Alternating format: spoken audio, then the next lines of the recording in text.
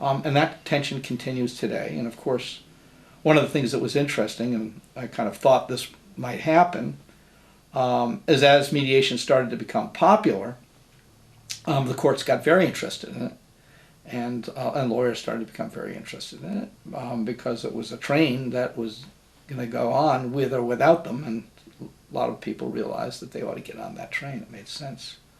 So at first it was very popular to bash mediation, and then it was very popular to just say mediation's terrific, it's the answer to everything. And of course then we had to find out all the problems with mediation.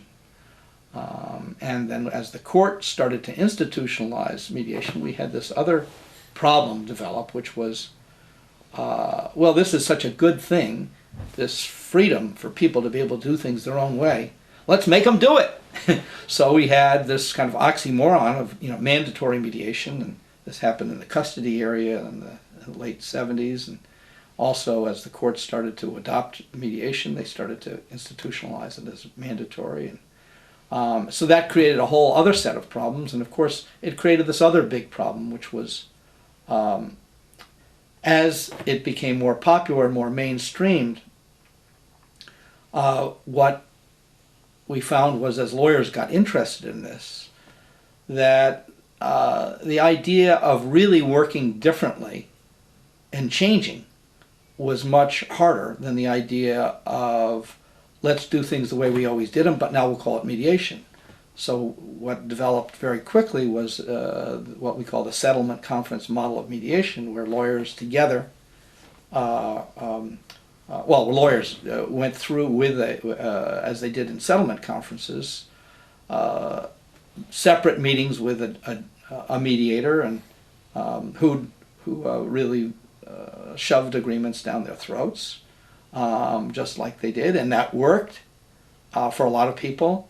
But then now they called it mediation, and so we had to find some way to kind of distinguish our work.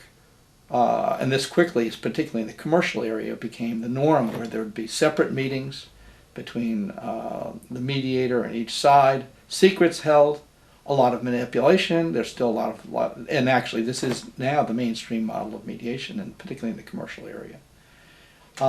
And where a lot of the values that we thought were really underlying mediation were getting lost in the shuffle, and so the question was whether or not we could find some other way to have our voices be heard in the wilderness, so that there was at least a real alternative to what was very traditional.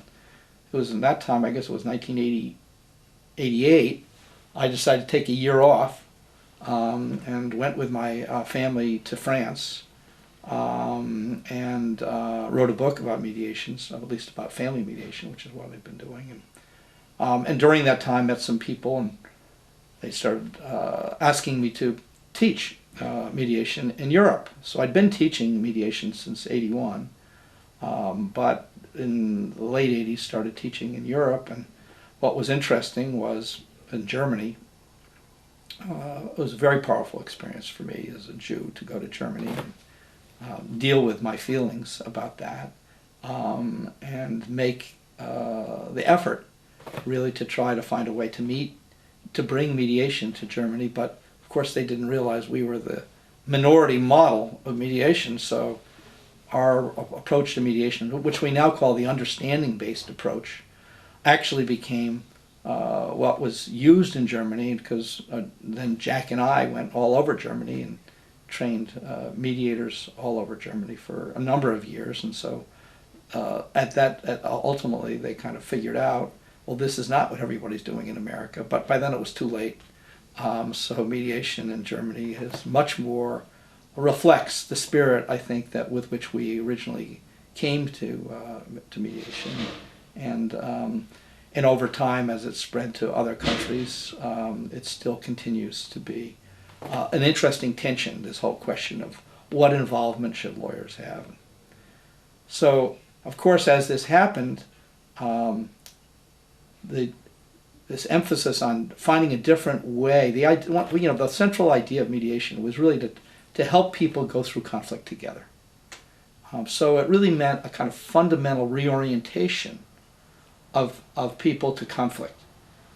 which meant a fundamental reorientation of the professional to our own relationship to conflict. And over time, that question has been a very powerful question, because there's no way to do this work without having to find some way of dealing with yourself and your own reactions to people, and understanding that, and understanding not only not how to get in the way, but how to bring your reactions and your responses to people, to use those in a way that's productive for people. So this whole separation of the personal from the professional became as those barriers at least broke down for us in our work.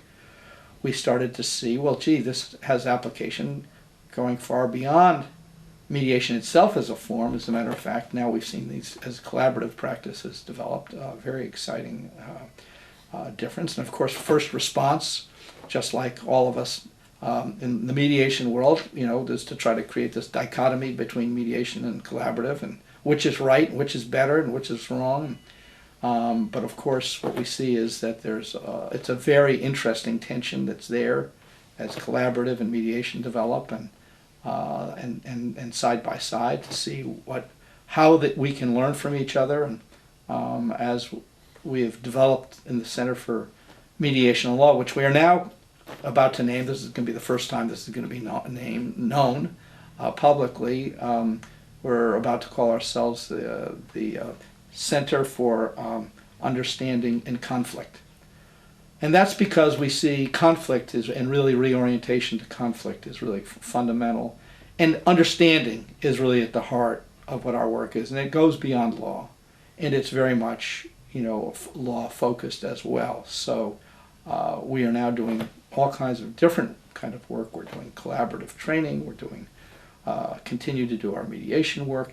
And we also have this other focus, which is something that we call self-reflection in action, which is actually learning how to work with what our own internal reactions are in a more formal way, and developing our own self-reflective practices that really help ground us and help us know where we are, and use our reactions to people to be able to help us work with other people. And this has now become part of our fundamental part of our work. And we've been working with Norman Fisher, who's a Zen teacher for the last number of years, and Jack and I continue to work together to keep looking for what are the edges here in terms of what this work is, and not getting caught in any particular form. Mediation is one form, and it has a lot of pluses and a lot of problems.